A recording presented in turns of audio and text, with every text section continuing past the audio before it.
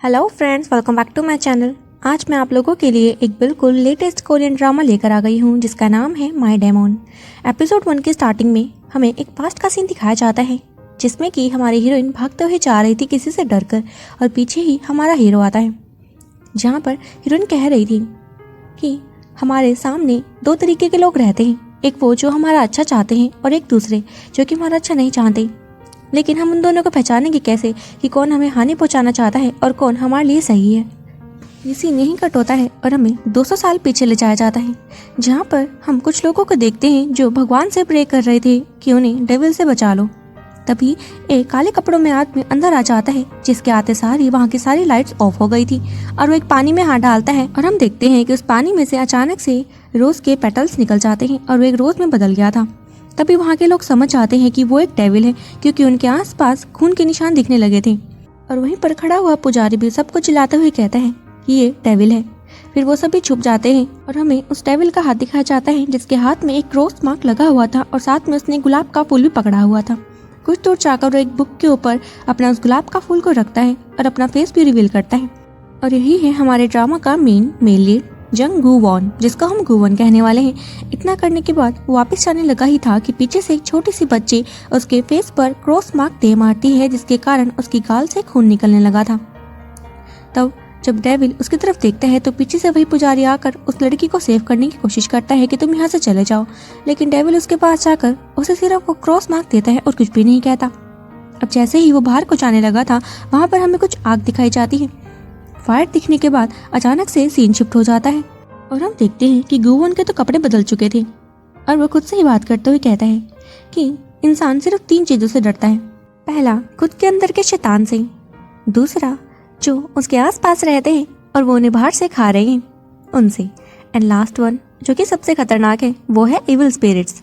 तभी वो एक आदमी के पास जाकर उससे पूछ रहा था कि तुम तो काफी भूखे लग रहे हो, कि आखिर तुम्हें खाना नहीं मिला और यहाँ पर क्या कर रहे हो? क्या तुम मेरे यहाँ पर मजाक बनाने के लिए आए हो? दरअसल वो आदमी ना कोई फिश पकड़ पा रहा था और ना ही खाना खा पा रहा था। तभी डेमोन बोलता है कि क्या तुम खाना खाना चाहते हो, और वो भी बहुत सारा, मैं तुम्हारी हेल्प कर सकता हूँ। फिर वो अपनी फिंगर्स को फ्लिप करता है और वहाँ पर अचानक से काफी सारी फिशेस दिख गई थी, जिसे देख कर वो आदमी तो खुशी हो जाता है और कूद कर खड़ा होकर बोलता है कि क्या तुम गॉब्लिन हो? तो गुवन बोल रहा था कि तुम्हारी हिम्मत कैसे हुई मुझे इतनी छोटी स्पिरिट से कंपेयर करने की? तो बोलता है क्या तुम 9-tailed fox हो? कहता है कि नहीं, उनमें से काफी बदबू आती है। तो आदमी बोल रहा था कि आखिर तुम हो कौन, मुझे बताओ तो सही। तो वो अपनी आइडेंटिटी बताता है कि मैं एक डेमोन हूँ, जिसे तुम इंसानी लोग अपनी भाषा में इविल स्पिरिट कहते हो। ये देखकर वो आदमी कह रहा था कि मुझे दिन में सपने आ रहे हैं, मैं भला ऐसे कैसे देख सकता हूँ। वापस बैठकर फिश पकड़ने की कोशिश करता है कि एक बड़ी सी फिश उसके पास कूदते हुए आ जाती है, जिसे देखकर उसे यकीन हो गया था कि ये सब वहम नहीं है, ये तो रियलिटी है। ये देखकर गुवन भी हंस रहा था और फिर बोलता है सीरियस होकर कि ये सब तुम्हें ऐसे फ्री में नहीं मिलने वाला, इसके लिए तुम्हें कीमत चुकानी होगी। तो आदमी बोल रहा था कि कैसी कीमत? तो गुवन उसे बताता है कि तुम्हें मेरे साथ एक डील साइन करनी होगी, जिसमें कि तुम्हें 10 साल तक ऐसे ही खाना मिलेगा और तुम भूखे नहीं मरोगे। लेकिन तो वो आदमी पूछ रहा था कि लेकिन, तो कहता है कि लेकिन 10 साल के बाद तुम्हें मेरे साथ चलना होगा। तो आदमी पूछ रहा था कि कहाँ पर? तो गुवन बताता है कि वही जगह जिसे कि तुम हेल्प बोलते हो। तो वो आदमी पहले तो घबराता है, फिर बोल रहा था कि अभी भी ये जगह मेरे लिए जहन्नुम से कम नहीं है, मुझे तुम्हारी ये डील मंजूर है। अब गुवन ने अपने उस पेपर पर उससे साइन लगवा लिए थे, यानी कि उसकी थंब प्रूफ के लिए, और कह रहा था कि ठीक है, मैं तुमसे 10 साल बाद मिलूंगा। जैसे ही गुवन वहाँ से जाने लगता है, पीछे से वो आदमी अपने काम पर लग गया था। जैसे कि वो काफी सारी फिशेस पकड़ने लग जाता है और उसे देखकर काफी खुश होता है और कह रहा था कि थैंक्स बुद्धा, आपने मेरी हेल्प करी। तो गुवन ज्यादा टाइम कहता है कि तुम्हें उनकी जगह मुझे थैंक्स करना चाहिए।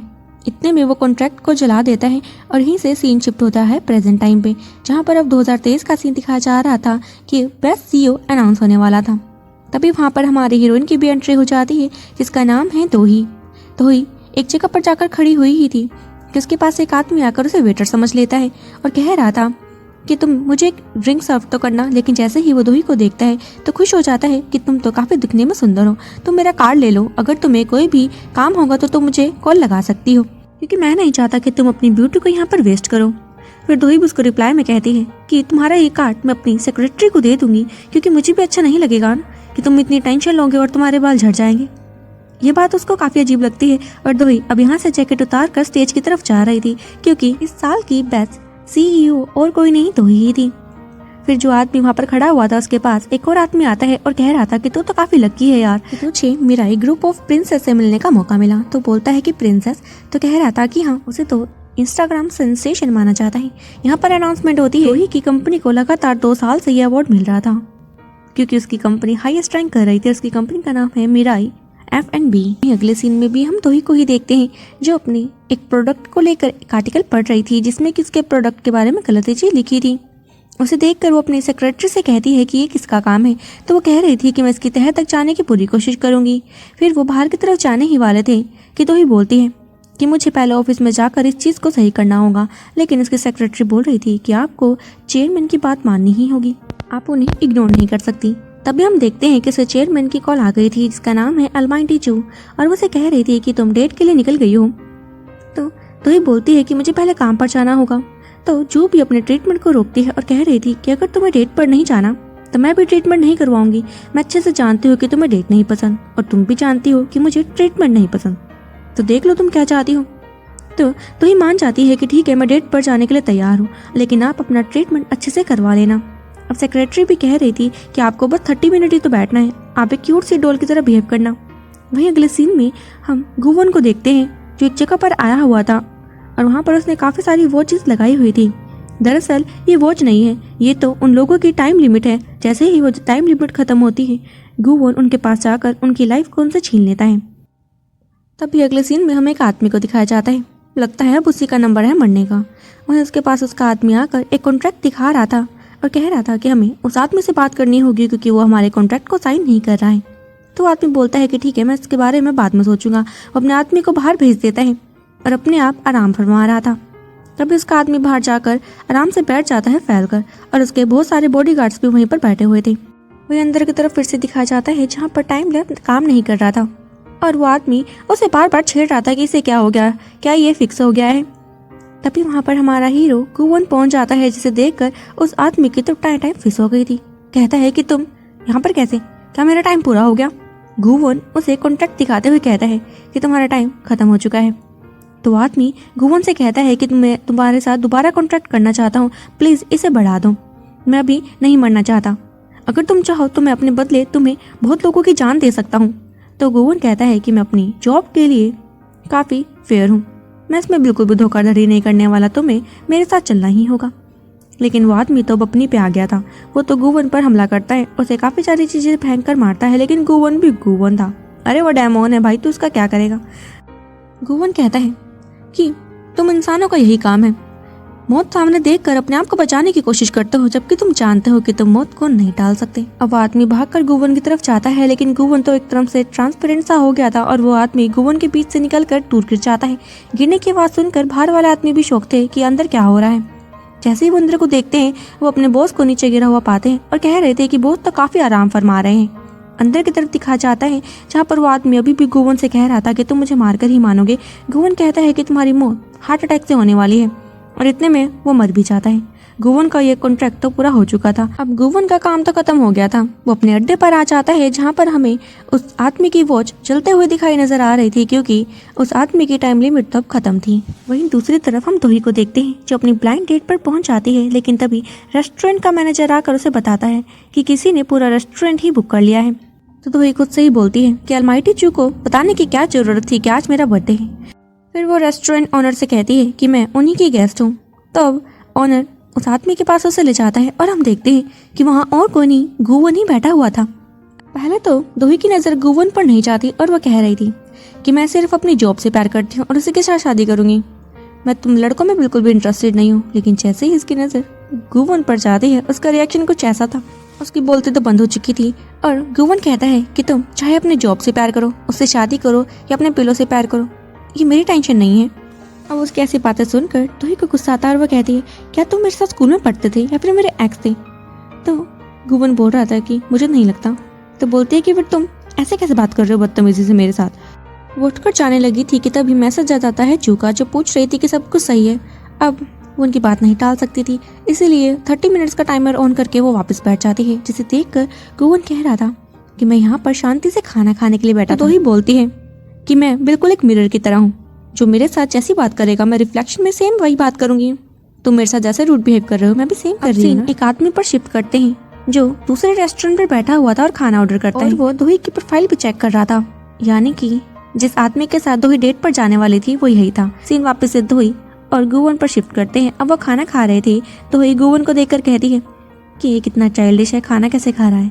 तो गुवन उसे पूछ ही लेता है कि तुम आखिरकार यहाँ पर करने के आई हो, मुझे नहीं लगता कि तुम यहाँ पर खाना खाने के लिए आई हो।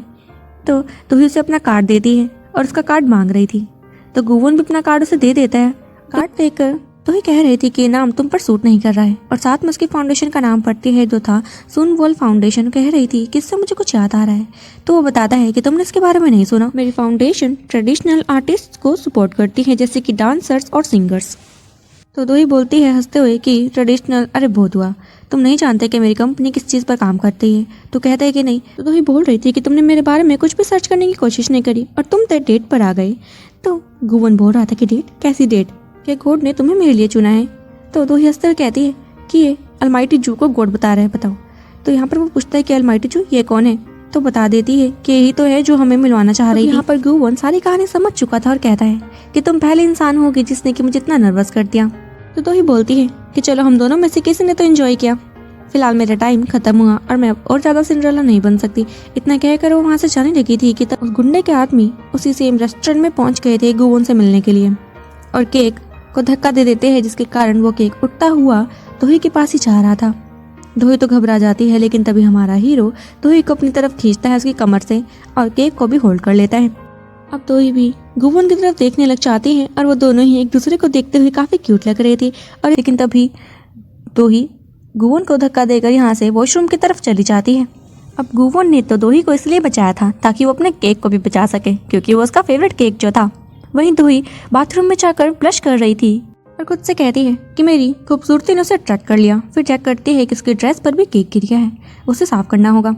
वापस गुवन को दिखाया जाता है जो केक खाने के लिए बिल्कुल तैयार था। जैसे ही वो खाने लगता है उस गैंगस्टर के आदमी उसके पास आकर उसे छेड़ रहे थे। गुवन पहले तो उन्हें वार्न करता है, लेकिन वो नहीं मानते। उन्होंने गुवन का पूरा केक खराब कर दिया था। देखकर गुवन को तो काफी गुस्सा आ जाता है। वहीं दोही अभी भी गुवन के ख्यालों में खो रखी थी और खुद से बात करते हुए कहती है कि भला मैं ब्लश क्यों कर रही हूँ। वो लिपस्टिक भी लगा रही थी और उसने तो मन ही मन गुवन को किस करने का भी सोच लिया था। फिर खुद को होश में लाती है कि ये सब मैं क्या सोच रही हूँ। वही वापस हम गुवन को देखते हैं जो फाइट करने के लिए तैयार था और उस गैंगस्टर के आदमी गुवन की तरफ भागते हैं, लेकिन गुवन तो अपनी पावर की हेल्प से उस गैंगस्टर के आदमियों को अपनी अखबार में कैद कर रहा था। ये देखकर गैंगस्टर भी हैरान था। अब लास्ट में वो 3 जने बचते हैं। वो 2 आदमी तो अपने बॉस को धक्का देकर उसके सामने कर रहे थे, लेकिन वो भी डर रहा था उसके पास जाने के लिए। वो लोग गुवन से समझौते की बात करना चाह रहे थे, लेकिन गुवन भी अब कहाँ मानने वाला था। उन्होंने गुवन का केक जो खराब कर दिया था। अब गुवन उस अखबार को ऊपर की तरफ उछालता है और उसकी फिंगर फ्लिप करते सारी वो सारे आदमी उस अखबार में कैद से हो गए थे। वहीं अब दोही भी वॉशरूम से बाहर आ जाती है, जो केक को देखकर काफी घबरा गई थी। ये क्या हो गया, तुमने मेरे बिना ही केक कट कर दिया, आज तो मेरा बर्थडे था ना। तो गुवन बोलता है कि मुझे क्या फर्क पड़ता है तुम्हारा बर्थडे हो या फिर ना हो। ये बात सुनकर दोही को गुस्सा आ जाता है और वो यहाँ से निकल गई थी। वहीं अब गुवन वॉशरूम में जाकर हाथ धोने लगता है और अखबार को वहीं पर फेंक देता है और अब फिंगर फ्लिप करते सारी वो सारे आदमी अखबार से बाहर निकल गए थे। और इसके बाद हमें वापस दोही दिखाई जाती है जो कार से अपनी कंपनी की तरफ जा रही थी। और वहीं हमें मिराई के बारे में बताया जाता है कि कैसे मिराई कंपनी के सीईओ यानी कि अलमाइटी चो ने दोही को गोद लिया जब वो 11 साल की थी उसके पेरेंट्स की डेथ होने के बाद। अब वो उसको अपनी फैमिली की तरह मानती थी। और हमें दिखाया जाता है कि जब एक बार दोही का बर्थडे था तो वहाँ पर सारे उसके फैमिली मेम्बर्स आ रहे थे एक एक करके। जैसे ही वो सभी वापस पहुंच जाते हैं तो फोटो क्लिक करने के लिए तैयार थे, लेकिन अलमाइटी जो मना करती है कि वो दोही के बिना फोटो क्लिक नहीं करने देगी। इतने में दोही भी भागते हुए वहाँ पर आ जाती है और वो सभी फोटो क्लिक करवाते हैं। अब सीन प्रेजेंट में आता है और दोही के फोन में किसी की कॉल आ रही थी। जैसे ही वो कॉल पिक करती है आगे वाला आदमी उसे बोल रहा था कि मेरे पास तुम्हें देने के लिए एक अच्छी इन्फॉर्मेशन है जिसकी हेल्प से तुम कंपनी के चेयरमैन बन सकती हो, लेकिन उसके लिए तुम्हें मिलकर बात करनी होगी। वहीं दोही कॉल काटती है और खुद से बात करते हुए कह रही थी कि ये मुझे फंसाने की नई चाल है।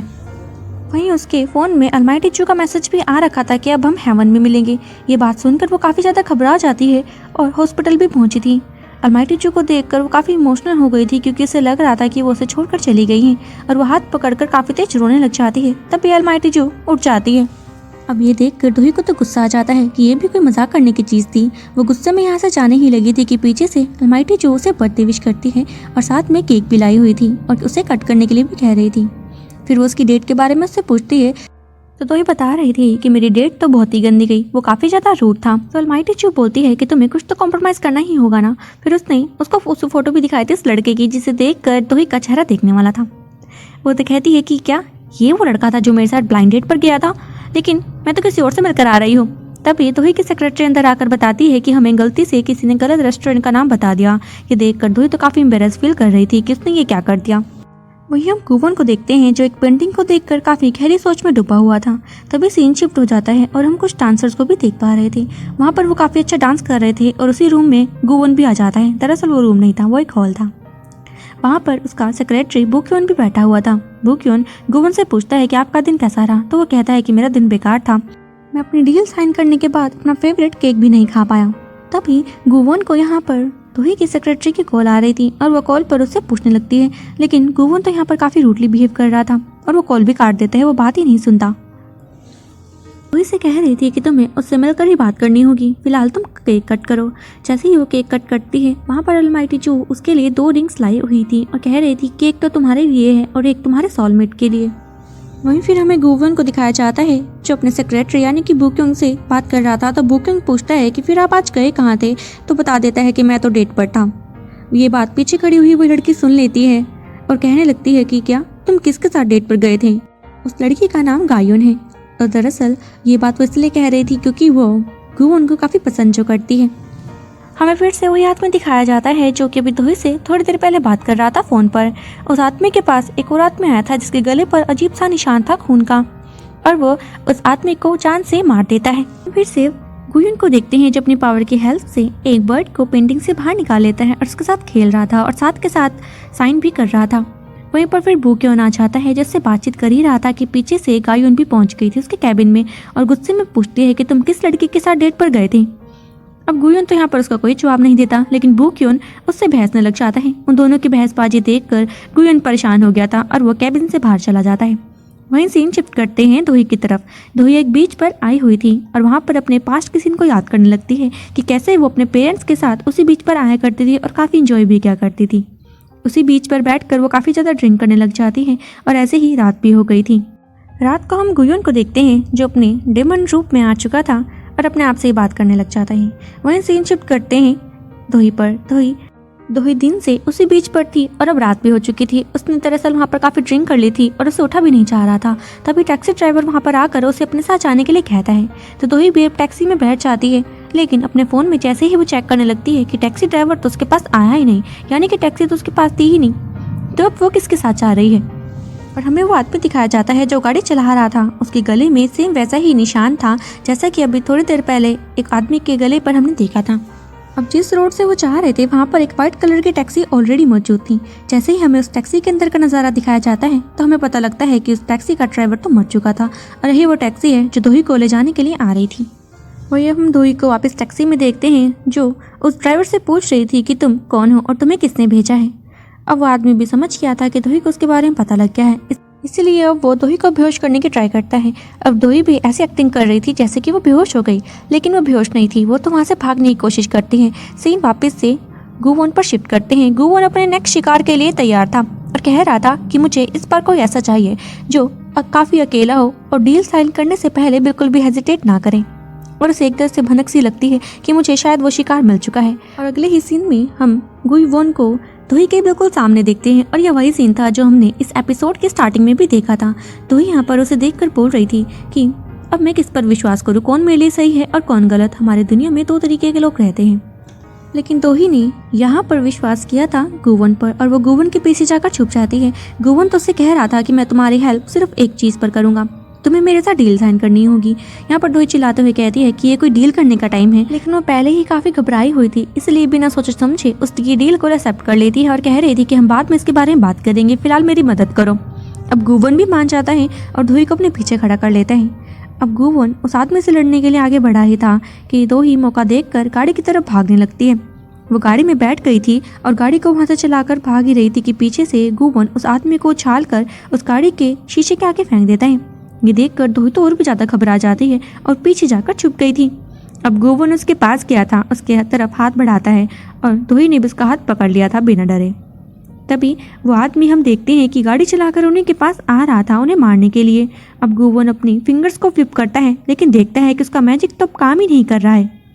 यहाँ पर उसका हाथ छूटता है और दोही समुद्र में गिरने लगती है। अब दोही को बचाने के लिए गोवन भी उसे पकड़कर नीचे गिर जाता है। वो दोनों ही समुद्र में गिर गए थे। गोवन यहाँ पर बेहोश हो जाता है और दोही को तो स्विमिंग आती थी। वो अपने आप को बचाने के लिए ऊपर की तरफ आने लगती है लेकिन नोटिस करती है कि गोवन बेहोश है। वो उसे बचाने के लिए उसके पास जा ही रही थी। जैसे ही गोवन का हाथ पकड़ा हम देखते हैं कि यहाँ पर गोवन के हाथ पर वो बना हुआ क्रॉस मार्क दोही के हाथ पर आ जाता है और यहीं पर सीन कट हो जाता है। हमें सुबह का सीन दिखाया गया है जहाँ पर दोही और गोवन अब एक किनारे पर आ जाते हैं और गोवन तो अपने हाथ को ही देख रहा था कि वो क्रॉस मार्क आखिरकार गया कहाँ। दोही भी खड़ी हो जाती है और गोवन की नज़र उसके हाथ पर गई थी और देखते हैं कि क्रॉस मार्क इसके हाथ पर कैसे आ गया। वो दोनों ही एक दूसरे की तरफ देख रहे थे और इसी के साथ हमारा फर्स्ट एपिसोड खत्म हो जाता है। सो फ्रेंड्स, अगर आपको मेरी वीडियोस अच्छी लग रही हैं तो मेरे चैनल को सब्सक्राइब करना मत भूलिएगा।